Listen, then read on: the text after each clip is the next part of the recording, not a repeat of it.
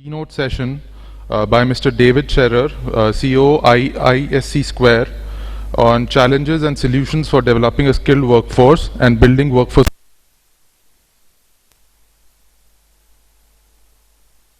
From Mr. R. Chandrasekharan, President, NASSCOM. Good afternoon. I know you've had a pretty strong, busy few days, so I'm pleased to be here and talk to you about ISC Squared and some of the things that we're working on relative to building capacity within the workforce. I know we had a pretty spirited discussion last evening about how automation might affect the workforce and so forth, so I'm going to kind of springboard off of some of the things we talked about last evening this morning here. So, is there any way we can try to center that slide? Show there, it's a little out of skew. Okay, so we'll just work with it.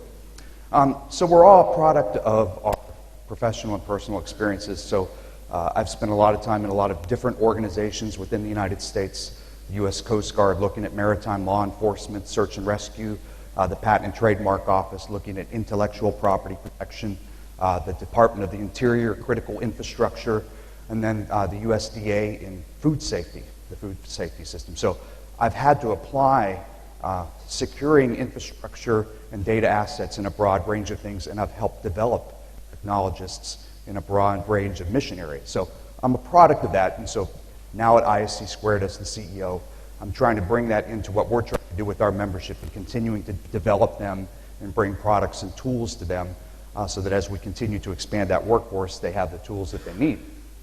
So in the U.S., we had a pretty polarizing former Secretary of State, Rumsfeld, but he had a speech that came out, the known knowns. And so I kind of use this as a reference because when we talk about risk management, you know, these are really the three areas that we look at.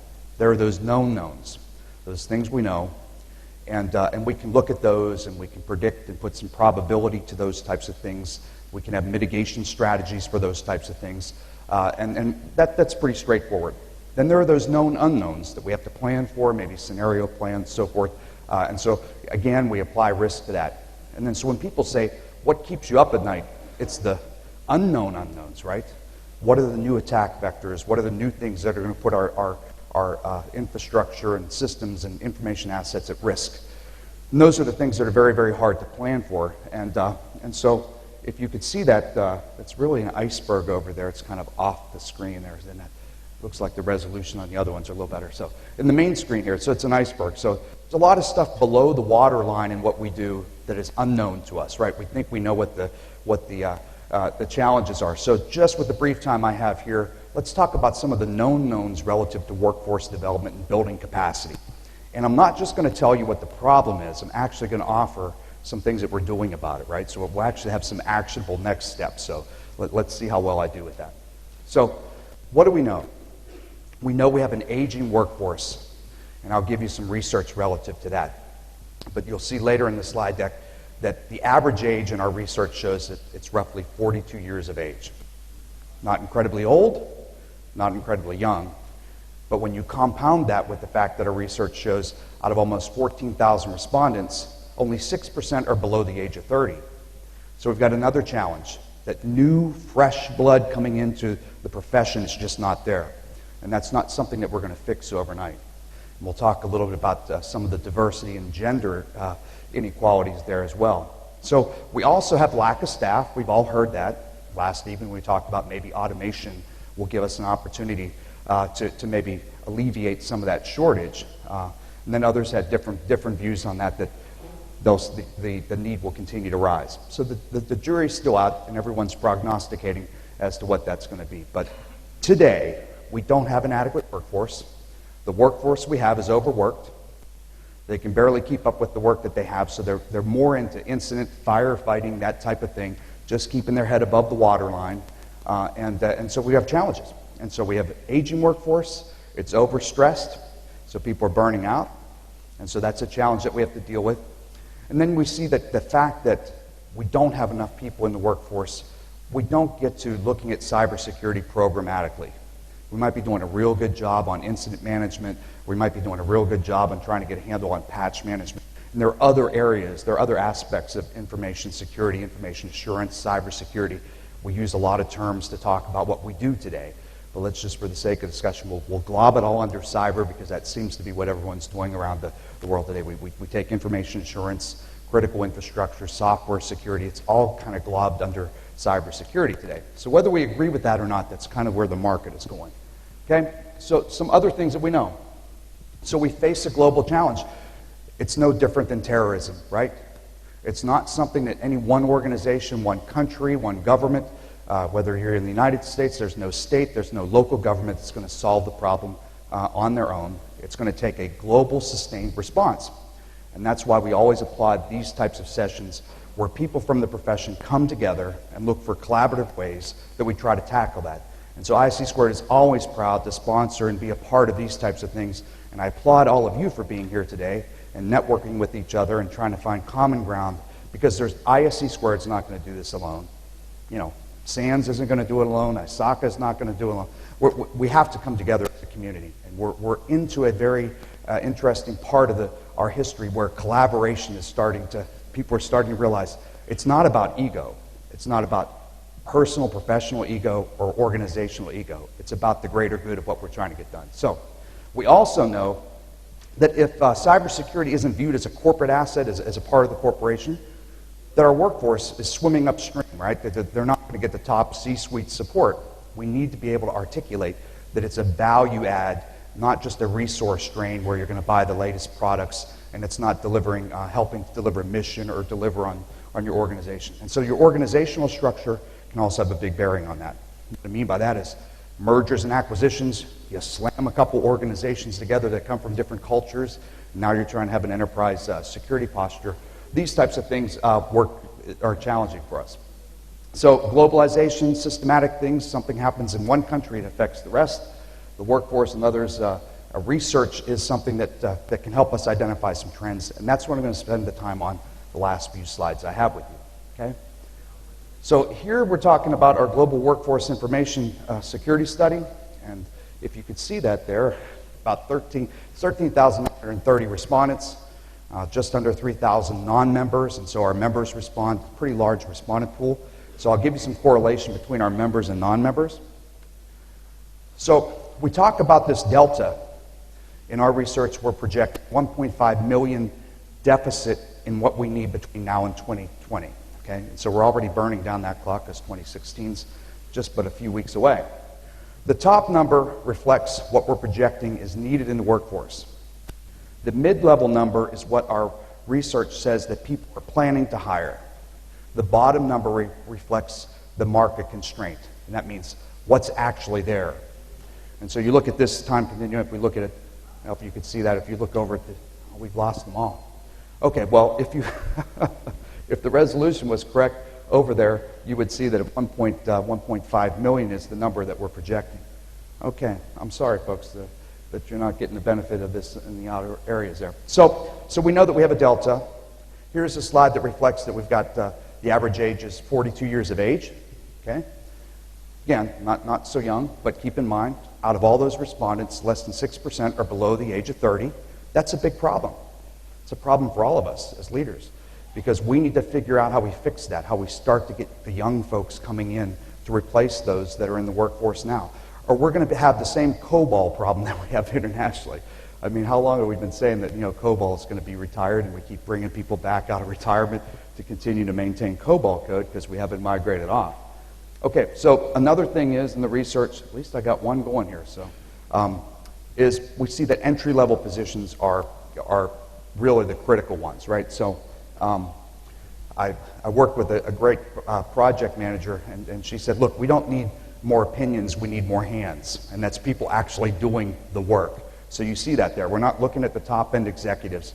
We're looking at that. The statistics and data says we need more fresh, new people coming into the workforce.